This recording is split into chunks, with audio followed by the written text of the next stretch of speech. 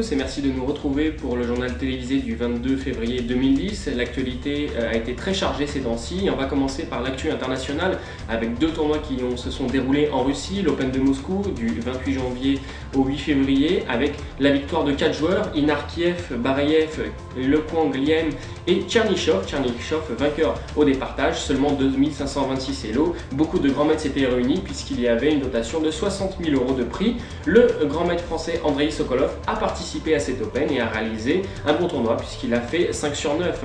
Le jour d'après, l'Open d'Aeroflot a commencé avec la participation de très nombreux Français, Etienne Bacrot, Maxime Vachier-Lagrave, Maryse Sebag, Sébastien Feller, Karim Ismaël et Jean Netzer.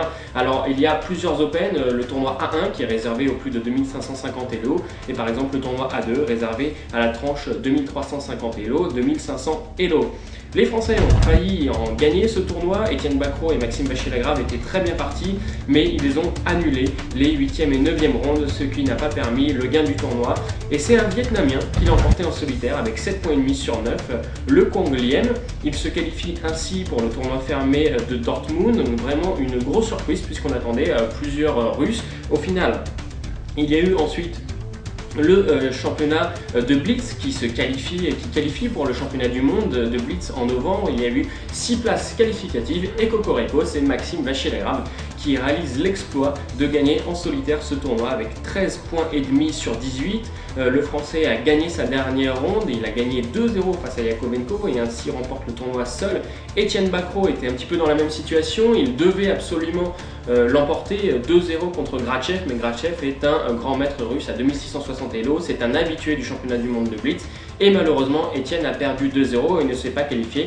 Il reste encore 4 à 6 places wildcard que va accorder l'organisateur. On espère qu'Etienne participera en novembre au tournoi puisqu'il le mérite.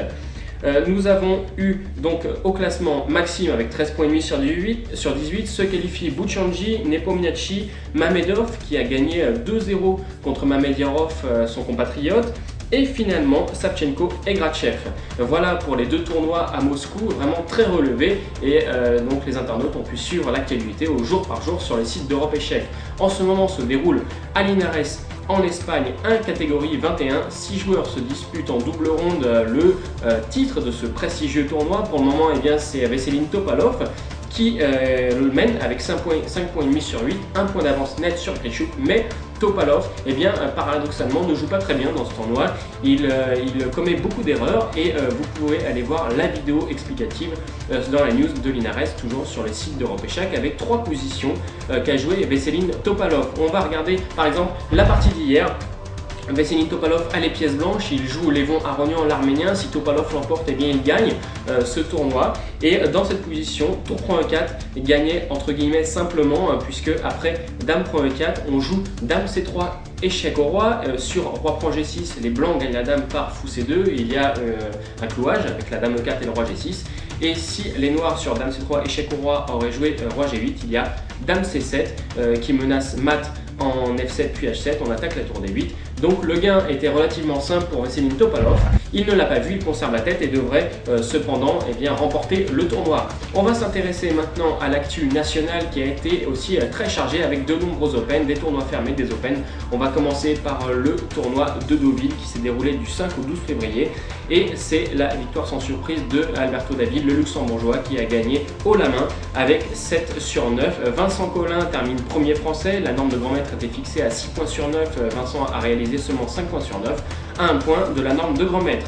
Bien sûr, le gros tournoi qui s'est déroulé au mois de février, c'est Capelle-la-Grande, du 13 au 20 février. 653 joueurs se sont réunis et encore une fois, c'est un Ukrainien qui l'a emporté, un cadet, Jerebuk, 2527 Elo. L'année dernière, c'était Yuri Vovk qui avait gagné avec 7,5 points sur 9. Son compatriote réalise le même exploit cette année. Jerebuk a remporté une partie décisive pour l'obtention de la première place contre Mikhail Gorevic, naturalisé maintenant turc. Et le premier français de ce tournoi, c'est Romain Edouard qui réalise un excellent tournoi avec 7 points sur 9. On voit dans cette dernière ronde qu'il a les blancs, il joue contre les Lemon et après tour à 8, Romain réalise un joli coup puisqu'il joue Dame 5.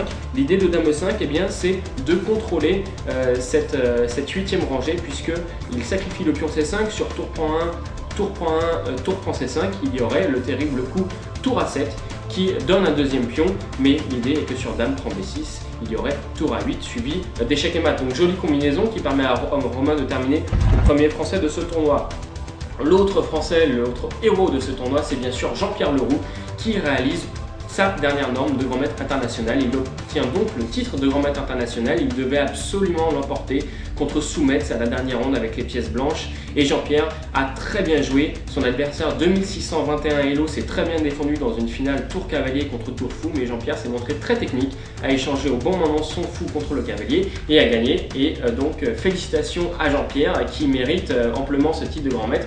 Il faut savoir que Leroux a participé au tournoi de Deauville, avait réalisé également 5 points sur 9. Donc cet échauffement a été plus que bénéfique pour le français. À venir dans l'actualité, bien sûr, il y a le tournoi de Guingamp qui a débuté. 2 rondes ont déjà été jouées. Aujourd'hui commence le festival de Nancy avec un tournoi de grand maître. Hier, le grand maître péruvien Granda Zuniga a donné une simultanée à la FNAC. On peut aller voir bien sûr tous les résultats et toute l'actu sur le site officiel ou sur le site d'Europe Échec. Les dates du Cap d'Agde 2010 ont été dévoilées pour le mois d'octobre.